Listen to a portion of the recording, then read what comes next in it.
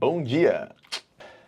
Hoje a gente tem algumas coisinhas para prestar atenção. Às 9h15 a gente tem decisão de política monetária na Europa. A expectativa é que a taxa se mantenha. Auxílio de seguro-desemprego lá nos Estados Unidos às 9h30. Às 9h45 a gente tem a Christine Lagarde falando, presidente do Banco Central Europeu, sobre a decisão de juros que foi divulgada ali às 9h15. Os investidores vão ficar olhando pistas sobre novos cortes de juros para as próximas reuniões. A gente vai ter alguns membros do Fed falando ao longo do dia. Às 3h15 a gente vai ter uma reunião da junta de execução. Às 3h15 a gente vai ter uma reunião da Junta de Execução Orçamentária com Lula, Tebet, Haddad e Dweck. Lembrando que a gente tem o tal relatório bimestral que vai ser divulgado na próxima segunda-feira. O mercado está muito de olho nisso. E aí, pós-pregão nos Estados Unidos, a gente tem divulgação de resultados da Netflix e a gente também vai saber a qual preço saíram as ações da oferta de Sabesp, que vai poder ser negociado amanhã. Agora falando sobre como estão os mercados, eles estão calminhos hoje pela manhã. Índices futuros lá nos Estados Unidos sem direção única. Destaque aqui para a Nasdaq que está subindo 0,42.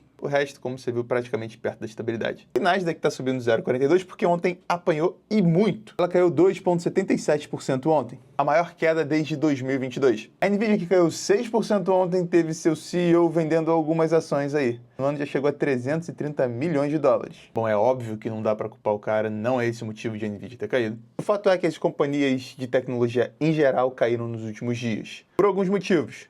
Os Estados Unidos já está preocupado há muito tempo com a China avançando nesse mundo, e aí começaram a ter comentários sobre possíveis barreiras comerciais, tanto para a Europa quanto para a China, como a gente já sabe. Possível movimento de rotação de ações no mundo, principalmente nos Estados Unidos, obviamente. Ontem a Nasdaq caiu 2,75%. Ontem a Nasdaq caiu mais de 2%, mas o índice Dow Jones subiu e bateu máximas históricas. Agora, no ano, o S&P sobe 17%, Nasdaq sobe 21%, índice de Small Caps, que nos últimos 5 dias tinha subido bastante, ontem caiu, mas sobe 11%, dá para ver aqui essa esticada, e o índice Dow Jones sobe 9%, quase 10% no ano. Nasdaq sobe mais de 20% no ano. Hoje, depois do pregão, a gente tem Netflix reportando resultado. Os resultados das empresas que compõem o Nasdaq podem influenciar para ver se esse movimento de rotação continua ou não. Mas pode ser que o movimento continue de qualquer forma. Agora falando sobre como estão os índices na Europa, eles aguardam a decisão de juros por lá